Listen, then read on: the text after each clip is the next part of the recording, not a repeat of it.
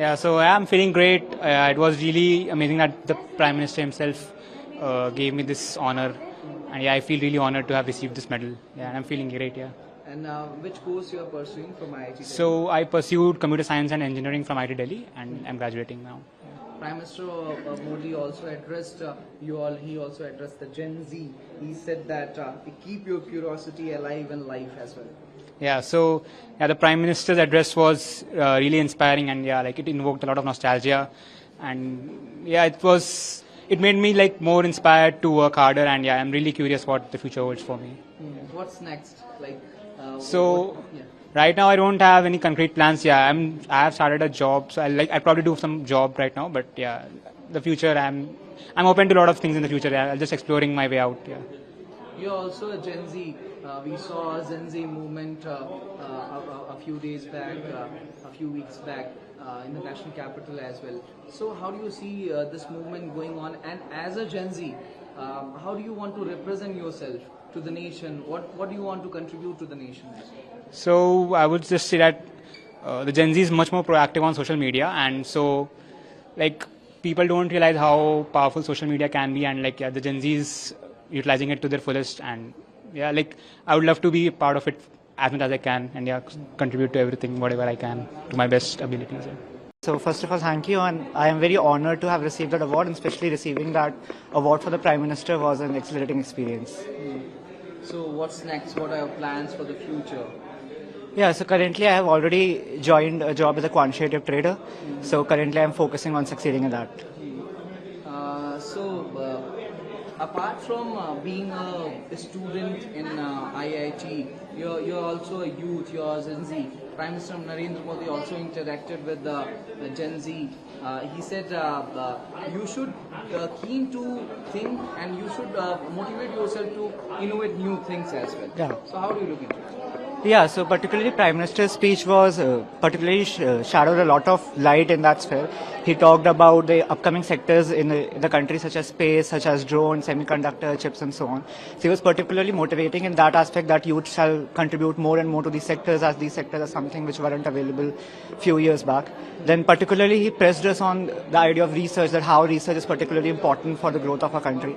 And I particularly like that aspect that where he highlighted how in life you really in question papers, you have a fixed set of questions, you have to answer them. But in life, there are no set of correct questions as well. So you have to find the correct questions for yourself and the correct answers as well. So that was particularly. He also said, keep your curiosity alive. Yeah. Yes. Yeah, so particularly he emphasized that we should always, even we are graduating and have completed our academic journey, but one should never stop learning, and one who actually continues to learn will actually be the one who will grow and succeed. So you're also a Gen Z. We saw a Gen Z movement a few weeks back in the national capital, and it was widespread across the nation as well. So as a Gen Z, how do you see yourself, and what your message to the youth of the nation, and how you want to contribute to the nation as a Gen Z? Yeah, so like message will only be, I guess, just focus on whatever you are doing. Just think about what gets you excited, what you find interesting, and actually just put everything you have to actually achieve that goal. I guess that will be all the message. I still just graduated, and so there's a lot of path that I have to cover in my life. Not in a position to actually give a message to all the people in the country, but yeah, the basic idea will be what I follow. Just find what gets you started, and just keep on doing it as you go. सबसे पहले तो मैं अपने आप को बहुत सौभाग्यशाली समझता हूँ कि प्रधानमंत्री मोदी जी के हाथों ये अवार्ड मुझे मिला। इससे भी पहले मैं अपने आप को सौभाग्यशाली ये समझता हूँ कि मुझे आईआईटी दिल्ली से एसोसिएट होने का मौका मिला, और आईआईटी दिल्ली ने एक्चुअली मुझे ये अपॉर्चुनिटी प्रोवाइड की कि मैं मास्टर्स के एक प्रेस्टिजियस सिविल इंजीनियरिंग जो कि यहाँ पर ब्रांच है, उस पर स्ट्रक्चरल इंजीनियरिंग में मैंने मास्टर्स की, तो मैं उसके साथ एसोसिएट हो सका। मेरे जो भी गाइड हैं यहाँ पर डॉक्टर मतसागर, तो उनका भी काफ़ी सपोर्ट रहा। तो ये एक्चुअली एक बहुत बड़ा पायदान है मेरे लिए भी पर्सनली कि मैं सक्सेसफुली इसको कंप्लीट कर सका, और प्रधानमंत्री जी से मेडल मिलना तो अपने आप में एक बहुत सौभाग्य की बात है। तो I feel that I am very blessed. प्रधानमंत्री मोदी जी ने आज 57वें दीक्षांत समारोह में आप लोगों को संबोधित भी किया। उन्होंने कहा कि सॉल्यूशंस को खोजने के लिए करेज रखिए, और कहीं ना कहीं एक जेनजी से कनेक्ट प्रधानमंत्री का देखने को मिला। जी जी जी, देखिए, एक तो उनकी थ्रू आउट स्पीच जो थी वो मतलब मुझे पर्सनली ऐसी लगी कि वो ऐसा बिल्कुल नहीं लग रहा था कि जैसे हम अपने प्रधानमंत्री जी को सुन रहे हैं, ऐसा लग रहा था कि it was very connecting speech. उन्होंने जिस तरीके से बच्चों के साथ मतलब सब स्टूडेंट्स के साथ कनेक्ट करने वाली एक स्पीच थी, तो that was very very touching and it was moving also. और जो एक मुझे बहुत जो इम्पोर्टेंट पॉइंट उनकी स्पीच में लगा कि वो रिसर्च ग्रांट की बात कर रहे हैं। हम बाकी कंट्रीज को देखते हैं जैसे यूरोपियन कंट्रीज वगैरह में, तो उसमें they are far ahead from us in the field of research, और वो साइंसेस में, नेचुरल साइंसेस में बहुत ज़्यादा रिसर्च कर रहे हैं। हमारे यहाँ भी उस स्टेज पे हम लोग नहीं पहुंचे हैं। तो एक गवर्नमेंट की तरफ से और खुद पीएम इंटरेस्ट ले रहे हैं और इस तरीके के रिसर्चेस की बात चल रही है, तो मैं सोचता हूं कि कंट्री में ओवरऑल एकेडेमिया में एक हायर स्टडीज़ को लेकर, रिसर्च को लेकर काफ़ी अच्छा एनवायरनमेंट है और बच्चों को इस क्षेत्र में भी जाना चाहिए, इसके बारे में भी सोचना चाहिए। उन्होंने इनोवेशन पर भी बल देने की बात कही, विकसित भारत में भी युवाओं को के योगदान की बात कही, और उन्होंने ये भी कहा कि थोड़ा सा सॉल्यूशंस लाने के लिए भी आप लोग करेज रखिए। जी जी जी, बिल्कुल बिल्कुल सॉल्यूशंस, जी बिल्कुल, क्योंकि जैसे वो कह रहे थे कि खाली जो समस्याएं हैं उनका समाधान नहीं है, ऐसी समस्याओं को आइडेंटिफाई भी करना है जो एक्चुअली में बाकी कोई उसको समस्या की तरह नहीं देखता है या उसके साथ समझौता करके जी रहा है। तो ये एक बहुत बड़ा कॉम्प्लीमेंट भी है आईआईटीज के लिए या फिर बड़े जो भी इंस्टीट्यूट्स हैं, प्रीमियम इंस्टीट्यूट्स। तो मैं तो बहुत लकी अपने आप को मानता हूँ कि मैं आईआईटी दिल्ली के साथ एसोसिएटेड हूँ इस जर्नी में। और ये सही बात है कि हमको प्रॉब्लम्स को आइडेंटिफाई करना है, उनका सोल्यूशन निकाल के लाना है। खाली इंतजार नहीं करना है कि हमारे लिए कोई सोल्यूशन लेके आए और हम उसको एक्ट करें। हमें अडॉप्ट नहीं करना है, हमें खुद इनोवेटिव सोल्यूशंस लेके आने हैं, मतलब to lead the country and then in turn the world. तो ये बहुत ज़रूरी है। So first of all, thanks for giving me this opportunity, and yes, it has been very amazing to receive this perfect 10 gold medal from our Prime Minister, and it was an amazing moment to be.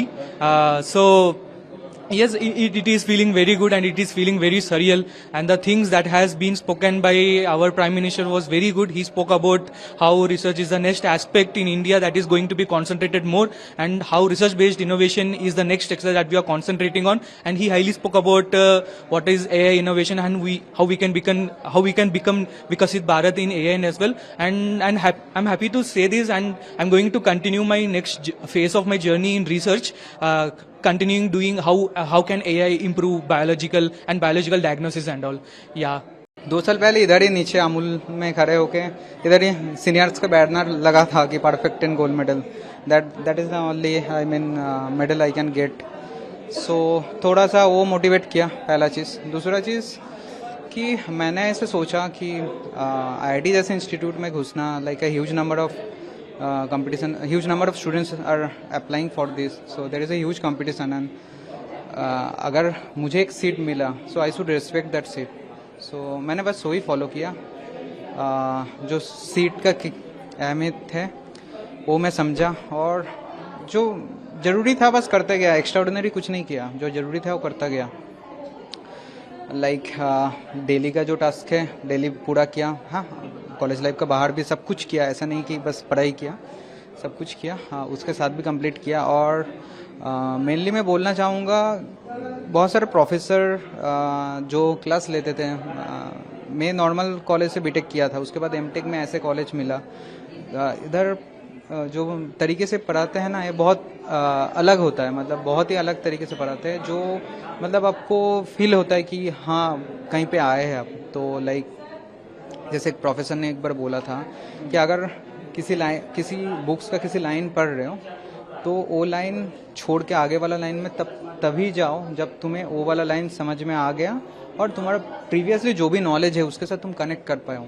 Otherwise वो समझो, मतलब वो समझ के तुम नहीं पढ़ रहे हो, तुम रट्टा मार रहे हो, बाद में भूल जाओगे। प्रधानमंत्री नरेंद्र मोदी भी आज जब आप लोगों को एड्रेस कर रहे थे तो कुछ ऐसा ही बोल रहे थे। उन्होंने इनोवेशन की बात की, उन्होंने ये भी कहा कि आप लोगों को भी कहीं ना कहीं विकसित भारत मेक इन इंडिया में कंट्रीब्यूट करना चाहिए, और कहीं ना कहीं सॉल्यूशंस पर ज्यादा ध्यान देना चाहिए। His words is like we should always have the curiosity to know something. I mean किस क्यों हो रहा है, क्यों है, मतलब एक क्यूरियोसिटी हर एक डायरेक्शन में होना चाहिए और पॉसिबल सॉल्यूशन के साथ आना चाहिए। क्योंकि हम इंडिया के ऐसे प्रीमियम इंस्टीट्यूट से पढ़ रहे हैं, we should gives something to the nation the way possible from our end.